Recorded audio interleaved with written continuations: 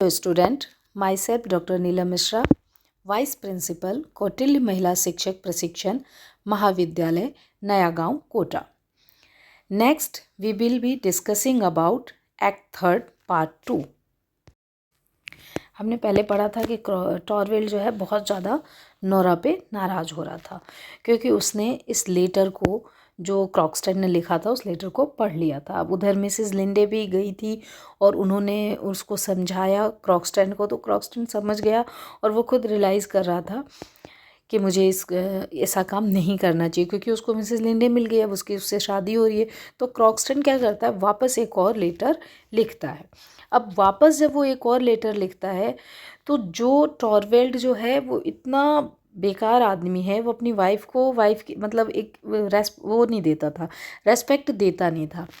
अब क्रॉक्सटन change his mind, क्रॉक्सटन ने अपना माइंड चेंज कर लिया क्योंकि मिसेस लिंडे ने उसको समझाया है, तो उसने अपना माइंड चेंज कर लिया है, ठीक है। And offer to take back his letter from Torvald. अब वो सोच लेता है कि मैं टॉरवेल्ड को एक दूसरा लेटर लिख दूंगा। और उसकी जो मैड होती है वो वापस आती है, वो जो Helene then bring in a letter Torvald open it and discover that Krogstad has return Nora's contact. उसने नोरा के कॉन्टैक्ट में ही लिखा था, जो उसने वो जो फर्जरी सिग्नेचर करा था उसके कॉन्टैक्ट में उसने लिखा था। अब वो क्या करता है टॉरवेल्ड, जो ही इस लेटर को पढ़ता है तो बिल्कुल काम डाउन हो जाता है। He takes back his harsh word to his wife and tell her that he forgives her. अब देखो कितना बेकार आदमी है टॉरवेल्ड। अब वो क्या करता है, अब कि मैंने भाई तुम्हें जो भी अपने हार्श वर्ड बोले हैं उसको मैं वापस लेता हूँ और मैं तुम्हें माफ़ करता हूँ। भाई तू कौन होता है उसको माफ़ करने वाला, जबकि उसने कोई गलती की ही नहीं है। लेकिन टॉरवेल्ड जो है वो नेचर से ही ऐसा है। अब नोरा जो है वो रियलाइज करती है that her husband is not the strong and gallant man she thought he was, and that he truly loved himself more than he does Nora. Torvald explained that when a man has forgiven his wife, it make him love her all the more since it reminded him that she is। अब देखो कैसा व्यक्ति है वो। पहले तो बहुत ज़्यादा एंगर हो रहा था, नाराज़ इतना ज़्यादा हो रहा था। She says that she has been treated like a doll to play with for her whole life, first by her father and then by him. अब नोरा जो है वो नोरा उसको बोलती है कि तुम मुझे कैसे ट्रीट करते हो, जस्ट डॉल की। अब इस पॉइंट पे नोरा जो है वो उसको बहुत ही वो सरप्राइज हो जाती है कि टॉरवेल्ड कैसा है।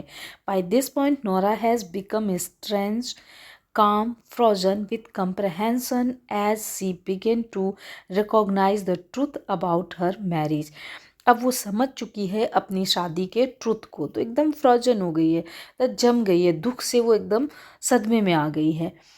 The doorbell ring and soon after the maid Hans enter. अब वो जो दूसरा लेटर था ना वो लेकर आती है, डोरबेल बजता है, मतलब इस टाइम पे नोरा इतनी परेशान थी।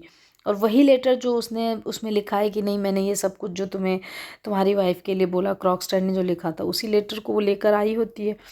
हैंस जो है उसकी जो मैड है वो लेकर आती है और कितना टॉरवेल्ड जो है बिल्कुल ही चेंज हो जाता है। जो इतना ज़्यादा एंगर कर रहा था वो बिल्कुल ही चेंज हो गया है। अब नोरा इस चीज़ को रियलाइज़ कर रही है।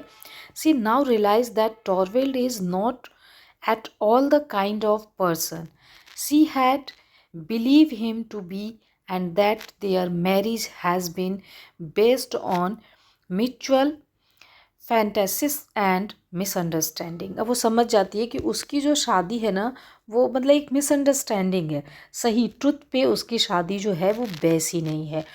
नोरा लिव हर की, उसकी की जो है उनको छोड़ देती, घर की जो चाबियां हैं एंड वेडिंग रिंग्स, जो वेडिंग रिंग्स थी उसको भी नोरा क्या करती है वहीं छोड़ देती है। She walks out slamming the door behind her, और वो चली जाती है डोर को बंद करके।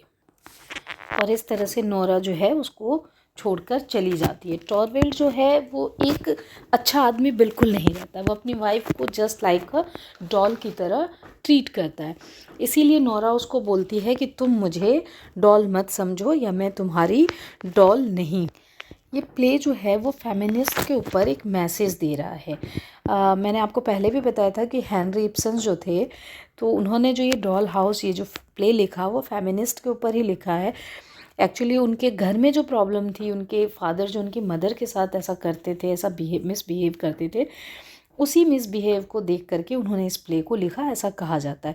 तो फेमिनिस्ट के ऊपर वो एक मैसेज दे रहे हैं। Feminist is an issues that pursues the liberation of women, majority of whom live as slaves, even in their very warm families, whether married or not.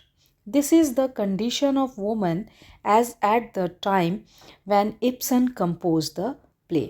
जिस टाइम पे हेनरी इब्सन ने इस प्ले को लिखा तो Norway में women's की condition यही थी।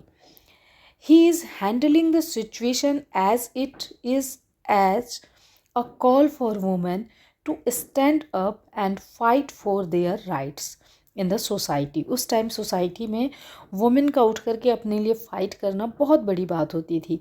मतलब हम अब इस टाइम में इस प्ले को पढ़ रहे हैं तो हमें लग रहा है कि अच्छा नोरा ने ऐसा क्या किया, लेकिन उस टाइम में अपने लिए बोलना, किसी बात को इस तरह से बोलना बहुत बड़ी बात होती थी। जो नोरा ने एक स्टेप उठाया और इन चीज़ों को छोड़ा और वो घर से बाहर निकल गई। The topic of the play serve as a clear illustration of feminism. Feminism के ऊपर पूरा प्रकाश डाल रहा है ये topic.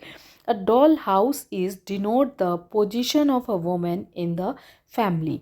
A major character employed to portray is Nora.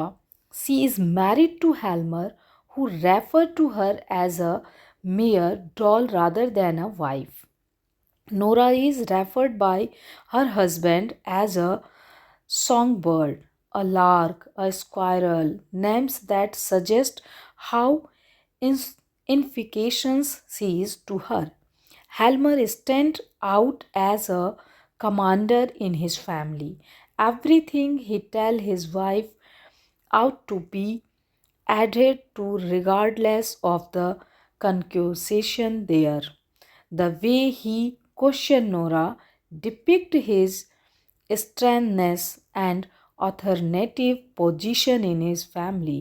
He deprives Nora of the ability to decide as the wife. तो Norway में उस टाइम में हेनरी इब्सन बता रहे हैं कि किस तरह से नोरा का नाम लेकर के एक वुमेन के सिचुएशन को, एक वुमेन के कंडीशन को वो बता रहे हैं। This is her life that she realise. उसने जब रियलाइज़ किया कि ये मेरी लाइफ है, later that it is no more than I lie. अब वो नोरा जो है वो इस चीज़ को रियलाइज़ कर रही है।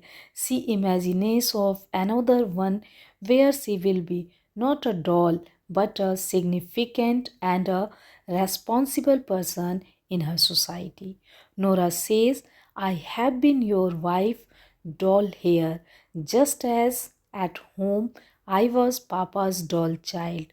This is the beginning of her realization.